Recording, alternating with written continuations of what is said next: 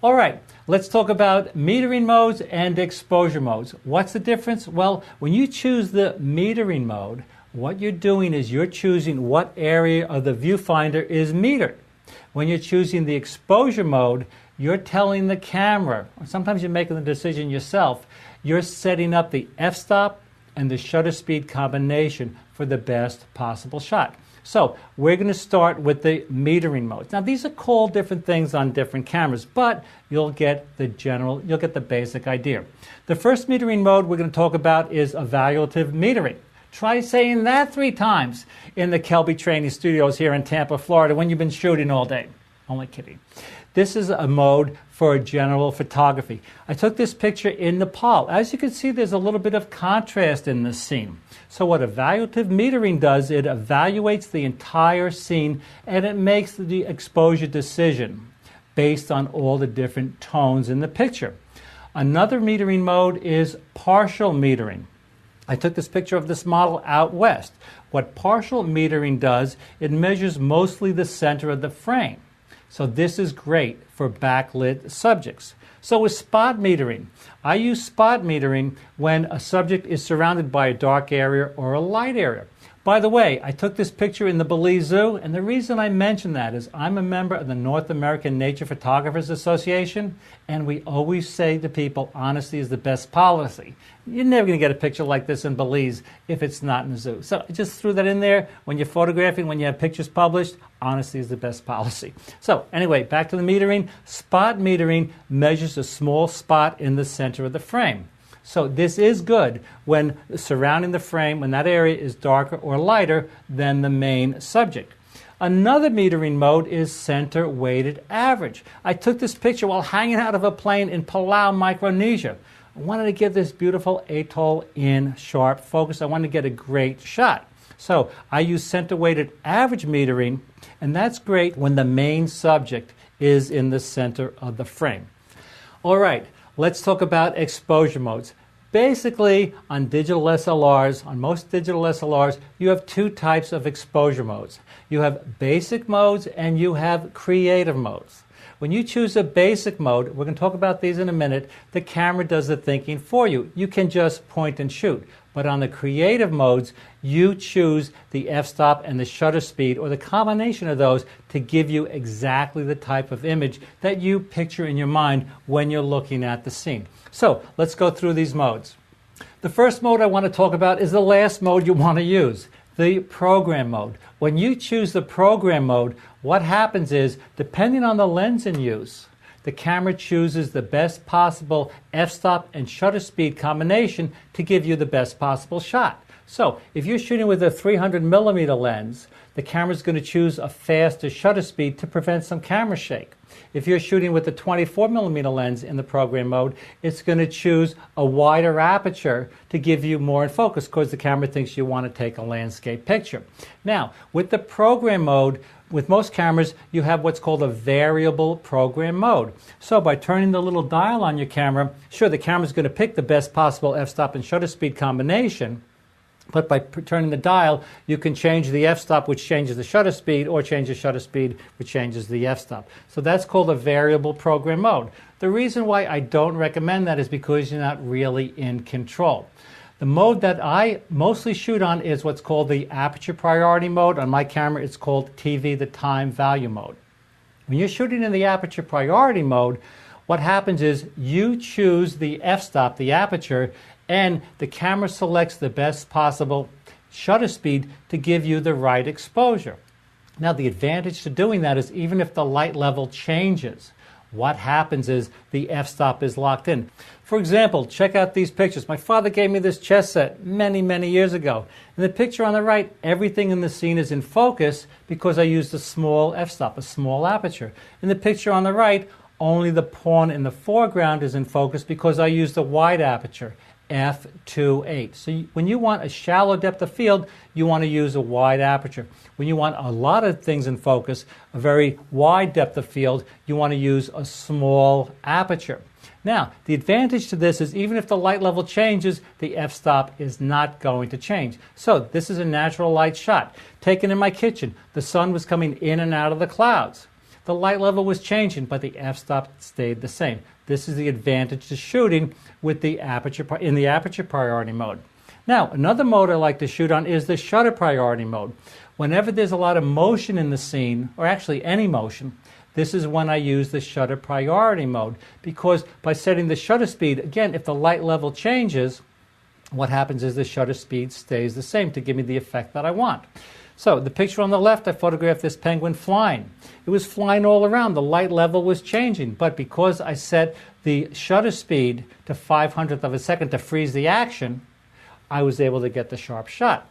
Picture on the right, I took up at the rapids at Niagara Falls. The sun was setting, very low light in the afternoon.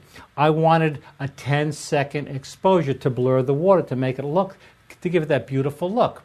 So again, the shutter priority mode was a choice, so if the light level changed or when it changed, I didn't change, or my shutter speed didn't change. Yet another mode is the manual exposure mode. In the manual exposure mode, you choose the f-stop and you choose the shutter speed. You choose to make that combination for your own creative image. You may want a picture that's a little brighter than the recommended exposure. You may want one that's a little darker. When you want total control, that's when you want to choose manual. I took this picture in Vietnam. This woman was releasing a bird. If you look closely, you'll see just a little bit of motion in the bird's wings. So I used a 60th of a second shutter speed to blur that action, and I chose a small f-stop to get everything in the scene in focus. So those are the creative modes.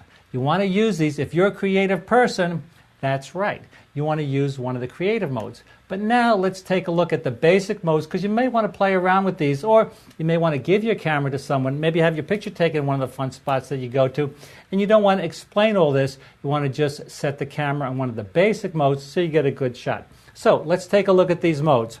The portrait mode, when you select the portrait mode, usually on the camera there's a little picture of a person.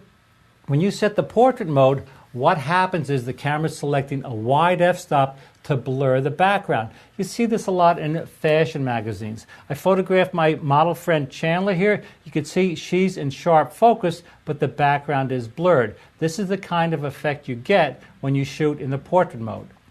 When you set your camera on the landscape mode, what happens is the camera sets a small f-stop so you get a lot of depth of field.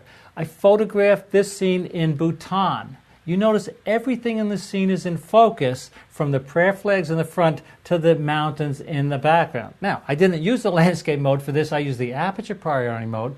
But if you're new to digital photography and you want to see what the landscape mode does, this is what it does. It gives you a lot in focus. Another mode is the close-up mode. Now what the close-up mode does, it also selects a small f-stop, because at close distances, when you're shooting a subject at a close distance, especially with the macro lens, your depth of field is very limited. So what the close-up mode does is it gives you more depth of field. Another mode that I like is the night portrait mode. I like it for new photographers. And actually I use it sometimes when I'm out at night, having happy hour or something, just going out and want to take some fun shots. What the night portrait mode does is it sets the camera up to shoot at a slow shutter speed. And when the camera's set up to shoot at a slow shutter speed with a flash, what happens is some of that background light is captured by the camera. If you just set your camera on program, the background may be too dark. So what the night portrait mode does is the flash comes on to illuminate the subject, and the camera selects a slow shutter speed so that background light is in the frame. So look at this picture. I photographed this couple down in Key Largo, Florida. I got the sunset. The sunset is the right exposure, and the subjects are the right exposure.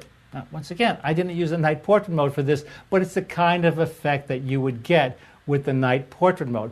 Here's another example of the night portrait mode. This is my son Marco playing guitar at the Hudson River, Croton-on-Hudson, where I live. You can't even tell who's in the picture. But check out this shot. Now you can see not only that it's Marco, but he's actually playing lead guitar. And he's actually playing the right notes here. He's a pretty good guitar player. So by choosing the night portrait mode, you can get a shot like this. You have the sun in the back, and you have the subject. Here's just one more example. Here's Chandler again, taken in Lincoln Center. The flash comes up, and the camera selects a slow shutter speed to get the light in the background. So if you're new to digital SLR photography and you want to go out at night and have some fun, check out the night portrait mode. All right, the next mode is the sports mode. When you select the sports mode on your camera, what happens is the camera sets a fast shutter speed to freeze the action. So I'm photographing my son Marco here, kicking the ball. As you can see, the subject is frozen. The ball is frozen in the air. Now, I use the time value mode for this because I don't really use the basic modes. What I'm trying to do is just show you the kind of pictures that you can get. The reason I don't use these basic modes is because I want more control. I may want to blur the ball a little, as you saw before with my penguin shot. So the basic modes, once again, really point and shoot photography. The creative modes give you total creative control. Now, there's another mode that you'll see on your camera. It's called flash off. And if you just put your camera on program and you're shooting in low light, what's going to happen is the flash is going to pop up. The flash is going to pop up and illuminate the subject. But guess what? There are times when you don't want the flash to come up. Example, a silhouette. Look at this picture. If I had had the flash come up here, it would have ruined the mood. It would have ruined the feeling of this beautiful silhouette. So this is what the flash off mode does. Well, that's the end of part 4. Let's move on to part 5.